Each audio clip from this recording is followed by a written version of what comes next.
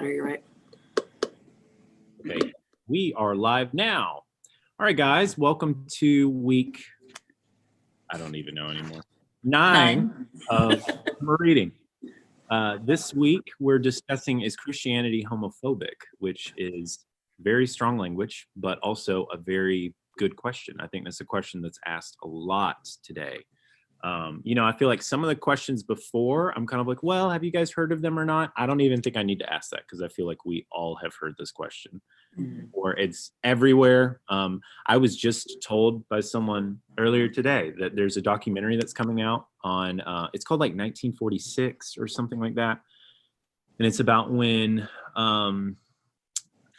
Bible translators inserted the word homosexuality into the Bible. And so it's kind of like a way to somehow show how the Bible isn't against homosexuality. And so there's been many ways where, a lot of different people have added their commentary to what the scriptures say on this topic. So I'm excited for us to talk about it.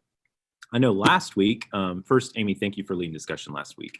I heard things about it. So that was really cool too, to have a lot of different guests on. We were hoping to have a guest on here who I think would be really exciting to talk with about this, but he ended up having a family funeral, so he couldn't make it. But this will be fun. It's just it's the gang. It's just us three. So, all right. So, is Christianity homophobic?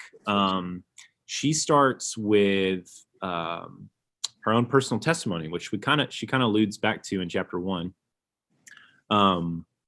And she talks about her friendship with another person who experiences this, but came from a very different background. And I'd love to hear your thoughts as you read this. I don't know. What do you think about when reading two testimonies like this, and her coming from a background to where she was raised in a Christian household and she knew this was wrong, and so she never acted really on it fully.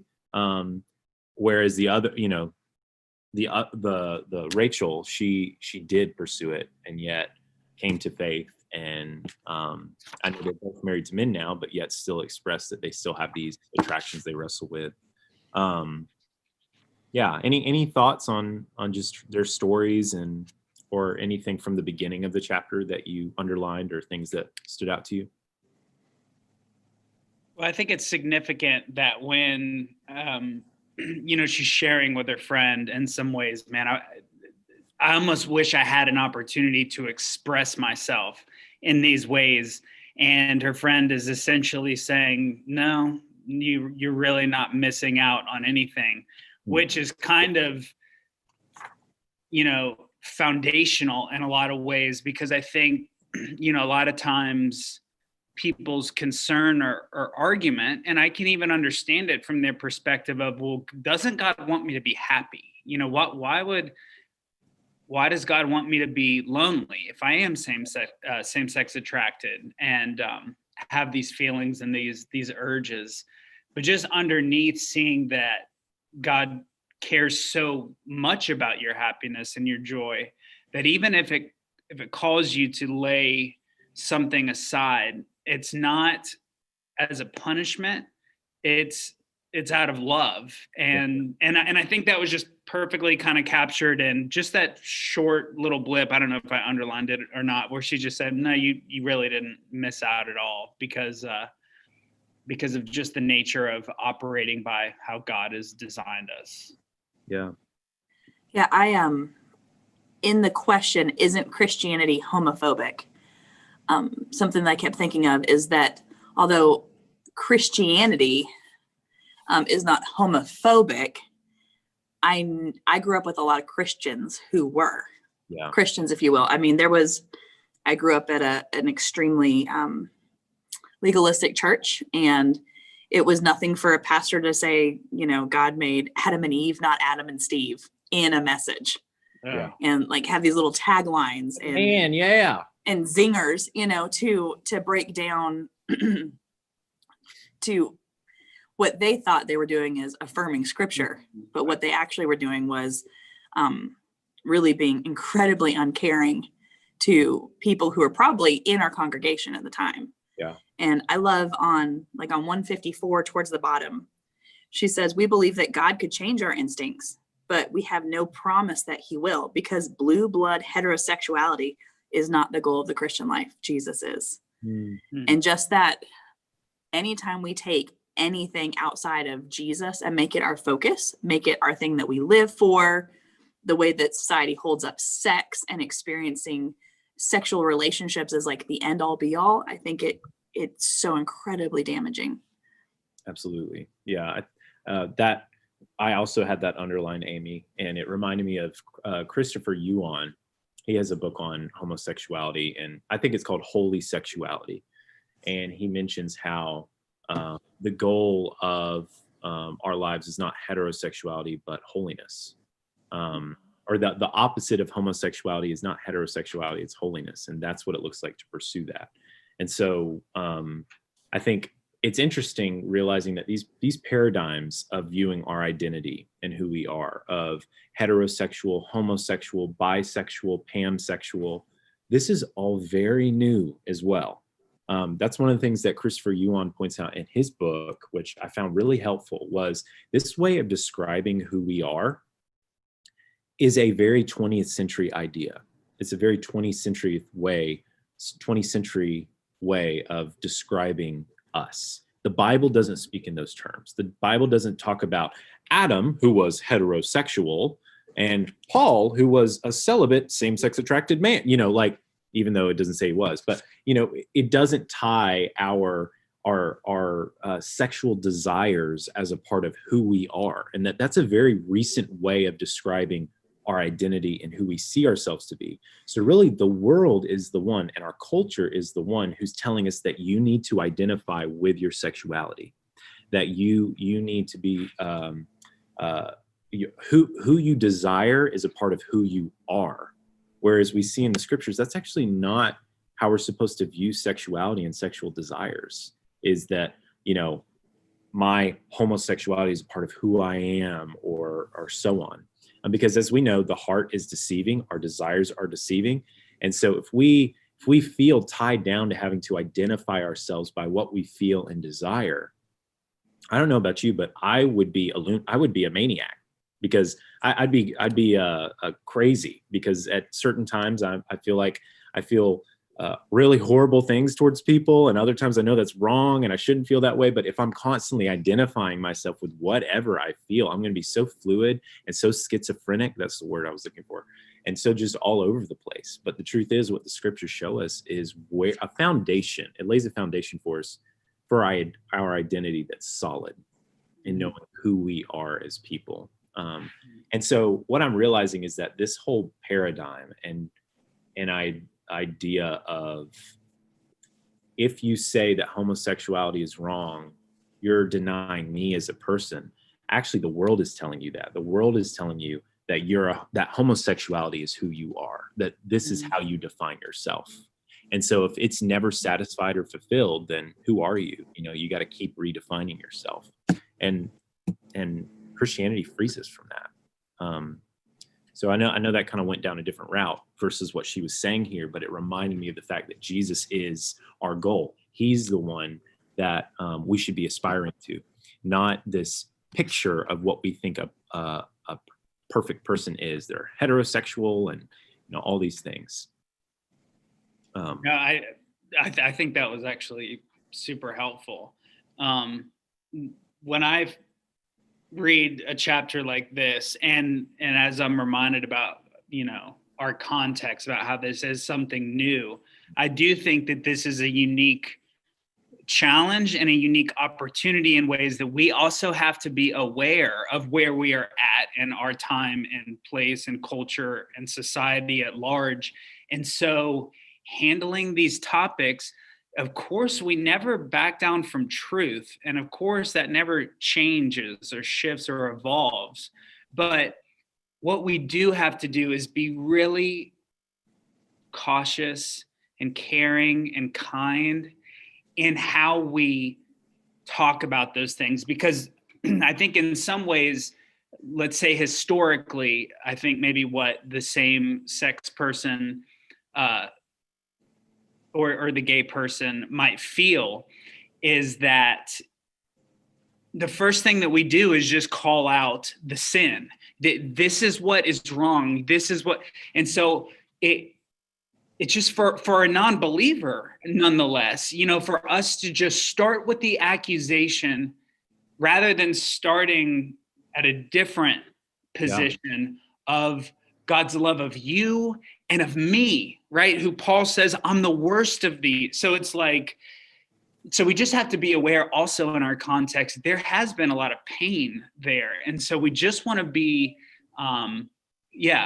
gentle and loving and kind and understand that there is a misconception. So it's okay if somebody comes to you acting a certain way about how the Christian feels or how a church has hurt them. You validate that in the sense of that can be like a central narrative. And so we also have to understand that and then kind of work our way backwards into the lifestyle decisions and stuff from God's love, grace, and mercy.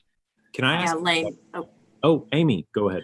I was just going to say, as Hunter was talking, then as you were sharing about how the church has been so one way, usually about attacking this kind of idea. And then the culture is telling people that is who you are. Well, of course, people feel attacked at the very core that they've been told makes up who they are. And so as believers, we have to walk this out completely differently. Just the way that Jesus, with every person he ran into that was not a Pharisee or somebody from the religious group, he always led with love and kindness, even before he called them to change. As we're talking about in our staff read today, Zacchaeus, he goes to his house long before salvation comes there. He, that is always his heart, is to care for the person, not straight at the sin. Yeah. That's good. I know I thought a lot about the book we're reading as a staff, and I'm sure we'll talk about that more in a second, because I want to talk about. If anybody wants to know what we're reading as a staff, there you go. Right. So Lane, you said kind of sparked this question in my mind, but why do you feel like the church's response, and I say the church in general terms, like a Christian's response to this issue specifically, homosexuality, is first to point fingers and say, we got to point out what's wrong with it first? Like you had made a comment of our first instinct is typically to point out what's wrong and what's bad and what's sin and to call that out. Like we feel like we are for some reason the judges and are to go around and point out what's wrong with something first. Like, and maybe it's not that harsh. Maybe you have a gay friend or a gay family member, and every time you're around them, you just think, when am I going to have the conversation? When am I going to have to tell them that what they're doing is wrong, and that this is bad? Why do we feel like that is we're these messengers of God's judgment and wrath to them, and that we have to call out their sin first? Like that's the thing we're concerned with, I guess, is my question, because I feel like we feel that naturally. Yeah. I guess I want to start off by saying I don't want to indict the capital C church at large, but what I will, I think, in some ways rightly call out, and I think this speaks to how I would answer that, is that somewhere along the way, kind of the Bible Belt mentality also became gospel truth. And the Bible Belt mentality in a lot of ways, and especially, here in the South, you call it like it is, and that's wrong and that's sinful. And here's what I've seen happen, is that we are so quick to call that out, so quick to talk about the condemnation and the eternal consequences of, living in disobedience to Christ. And yet we wink our eye and we kind of deal with, well, boys will be boys. And that, to the couple that are having sex outside of marriage. Well, I'll talk to him, but it's a totally different beast, right? It's double standards. Yeah, exactly. That's not the same. This is not, no, it is. And God is after our hearts and after our sexual purity, whether you're heterosexual, homosexual, pansexual. So again, I think the culture in which we live has driven, I think, maybe that response and that knee-jerk reaction to call them out. Not to mention, we're so broken, maybe underneath a lot of that is trying to make us feel better about our own personal sin, because we get to call someone else's out because it's a little more identifiable and Right. conspicuous. And Yeah. so, I'd say that's kind of how we can get to that point. And it reminds me of our staff read, because one of the things that Scott Sauls talk about is how in our culture we like to rally around outrage. We like to rally around things that we hate or don't like. And so, even beyond the church, and unfortunately you see it in some forms in the church, we like to find things that we're against and find some kind of false community around that. That, we're against that. And so let's all rally around being against that. And it's much easier to point fingers at other people and point out things that we find wrong, rather than, as you referenced Paul saying in 1 Timothy, seeing that, no, I'm the worst sinner that I know. And if we begin there and understand how the gospel levels the playing field for us all, that frees us up to have compassion towards anyone, and so that the gospel should inform the way that we even treat issues like this, to where we're not shocked when someone comes out to us and they're not a believer. We're not shocked by that. And it doesn't end our relationship.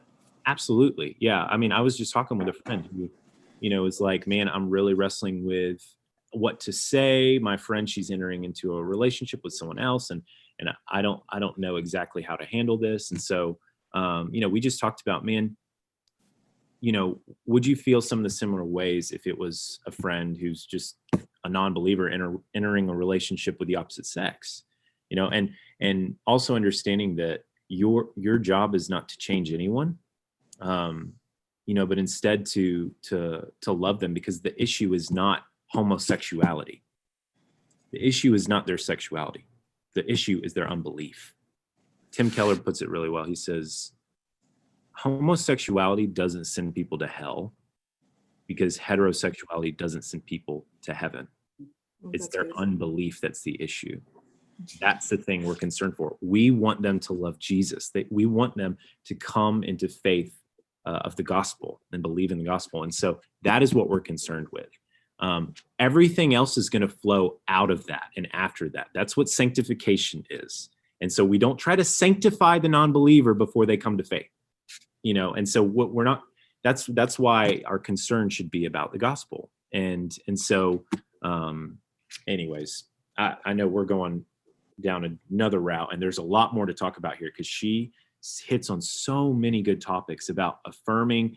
I love her statement about how the Bible actually commands same-sex relationships. So it doesn't condemn same-sex relationships. It actually commands them at a level of intimacy that Christians seldom reach. So she's talking about deep, intimate friendships. And I love that she spends so much time focusing on this, because I think what she's showing us is, as the church, if we're going to have a good answer to this question, we're going to call people to self-denial, especially on an issue like this, of a relational issue. We better be calling them into something deeper and greater. And so as the church, we should be the family of God that we're welcoming them into. She makes another comment about in Acts, how I wish I would have marked it. Something about how loneliness was not something that was listed, right, when describing the community of Acts. So anyways, any other thoughts on? Well, I appreciated a lot of her conversation around boundaries. And I remember when we had Sam Alberry come and do a forum here, something that he said, some people argue that point of, why would God want me to have to say no to something that I desire in that question? And he mentioned that every person has almost every single person would have a sexual struggle of some sort, whether heterosexual or same-sex attracted. Like, you can't go, it's just wrong in this place. But no, there are people who are married who struggle with desire for other people. There are married people who struggle with pornography. Like, there are a number of different areas that this can be. And it's not just, we're so quick to point out just this one little area instead of saying, hey, everybody has a struggle. We all have to work it saying no to desires in us that are contrary to the gospel. That's really good. Yeah. I know. I think his tagline is, "None of us are sexually straight," because he talks about how we're all crooked in some way. We all wrestle in some way. That's why the answer is not heterosexuality to homosexuality. It's not trading one distortion to another of, there's plenty of sin that's heterosexual, Yeah. God wants our hearts. So. No, Yeah. Well, I think you make a good point about, the relationship and the friendship component.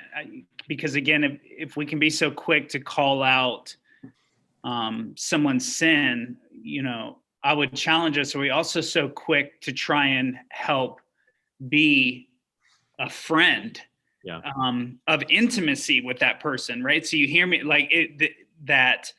Okay, so we're willing to call this thing out. Are we also willing to step up to be a part so that he can or she can experience true relationship and true intimacy, not sexual, but through real, authentic relationship? I think it's maybe we like the mic drop moment where we get to roast someone and then just leave them disheartened and discouraged and ashamed and condemned, and move along our ways with our normal friends and our circles that don't deal with that kind of stuff, rather than saying, hey, I'm going to actually be here with you in this. I'm going to help you bear this burden and acknowledge the ways that you can do that. And relationally being a friend is, that's what we're called to do. Right. So I was just told a story recently about a guy who was an apologist, and he was arguing with his non-believing friend about the existence of God. And it got all the way to the point to where the non-believer mentioned, he said, man, I got to admit, your arguments are better than mine. He said, okay, good. So do you want to be a Christian? And he said, well, no, not if being a Christian is being like you. Right. And that hits to realize, again, the goal here is not to win an argument. It's not to argue with them to help them see, no, the Bible does condemn homosexuality. No, the Bible is right and you're wrong, right? It's calling them to faith. It's calling them to realize their need of Jesus. And that's what they need to see. But I love, Lane, what you say about, like, that's what love looks like. It looks like pursuing them and calling them into relationship. And being in, discipleship ministry, like that's what we're all about, is like helping cultivate the family of God and up into maturity. I loved her quote about Christians are not designed to work alone any more than lungs can work without a heart. Mm-hmm. Like, we're not called to isolation. You should be called to deeper, and as Christians, we should be able to offer a deeper type of friendship and community than the world can even offer them. She references Dietrich Bonhoeffer in here, and he talks about that in his book Life Together, on how Christian community is distinct. It's different from the world. It's deeper. It's more intimate. I think of David and Jonathan, and the type of intimate relationship that they had for one another. Nowadays in our culture, it's uncomfortable to talk about friendships that are that deep, because somehow we assume they're erotic. We assume they're romantic or sexual in some way. Because we're such a sexualized culture that no one can have an intimate relationship without desiring one another in that way. And as the church, we should be able to be salt and light in that area and say, no, that's not true. We can have really deep, intimate relationships with one another and not cross those boundaries. Like you said, Amy, I love how she talks about how we actually thrive with boundaries. When we know that there's a boundary there, we can thrive and have really deep, intimate relationships knowing that. And so she made so many good points that I think were so applicable to us as the church when dealing with this issue. Well, I know we're about to run out of time. We've only got 5 minutes left, so I'm skipping a lot, but I love something she said on page 173, towards the bottom. Yeah. It says, modern Western society teaches me to prioritize discovering my authentic self, peeling back the onion layers of my identity, and living out of what I find there at all costs. But from a Christian perspective, who I am in relation to God is my authentic self. I find myself not in the depths of my psychology, but in the depths of his heart. And it's just such a beautiful reminder, because so often I think she talks about statistics of, I think people who haven't spent time learning about this think like there's gay and there's straight and you're this or you're that. And there's not the question or the fact that a high percentage of people actually experience different things different times in their lives. Like, if we follow what we're feeling in this one moment and decide to define ourselves around this one thing instead of around God's heart, it would be really damaging. I know as a 6th grader, all I wore were boys' clothes. I dressed like a boy. I looked like a boy, hats, the whole, I mean, like the chain on the wallet, guys, like, and had my parents gone, you're a boy, we're going to start this process. No, they just let me walk through some things. And had I gone through any kind of transition to become a man, you know, I would have missed out being Hannah's mother. And that is one of my highest privileges as in my life. And so I just see, we think we see these moments or we see these things where we've peeled back our onion and, oh, this is who I am. Not necessarily. Right. You know, who we are is found in Christ, not in what our heart is telling us in that moment, because our hearts lie to us. Right. I love that. Yeah. Amy, thank you for sharing. I think absolutely. What you help us see again is just the freedom of knowing, once we know who we are in Christ, like we're not having to figure that out and find that out and constantly search for it and try and find it in all these different ways. And, you know, what's my Enneagram number? Because I won't know who I am. You know, like Christ knows. I like the Enneagram. Don't knock that. I'm not knocking. I'm saying that's not how you identify yourself and say, this is my identity and who I am. Like you said, we're complex beings.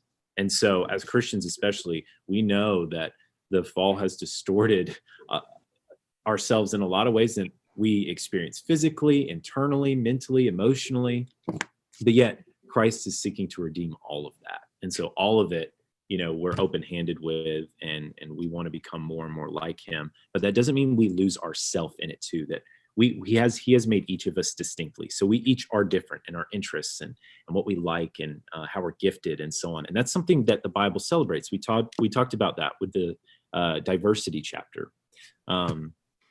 And so, yeah, Christianity, as we have our identity that's established in Christ, it actually frees us up so much from constantly having to chase something and chase figuring out who we are. I was just think about all the effort that's given into finding myself, or just sleeping with someone all the time until I find that right person, place, thing that's going to make me whole. Like, we are clearly built with a desire for something deeper that even marriage cannot fill.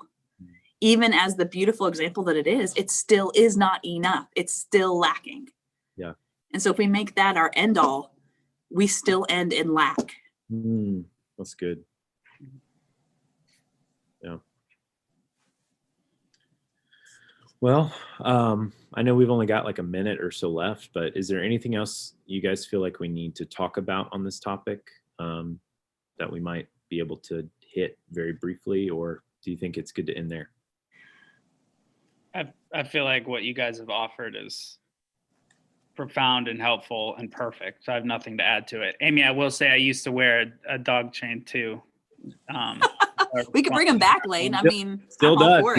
Those in the I don't know, this Hunter doesn't know, but the Jinkos, like those shoes. Yes, I had Jinkos. Oh my gosh. Yeah, so I section.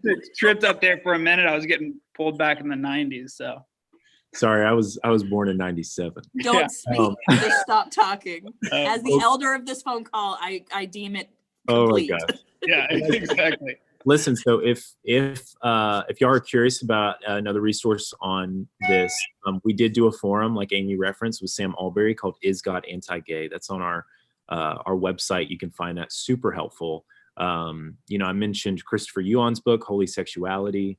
Let's see, there's a book by Rosaria Butterfield called Secret Thoughts of an Unlikely Convert. That's really good.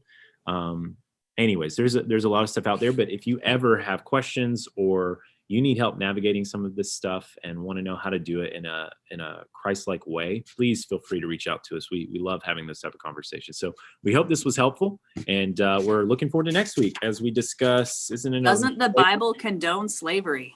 Right. Yep. That'll be a fun one. So yeah, this is only getting easier. No, I'm kidding. All right. Well, we'll see.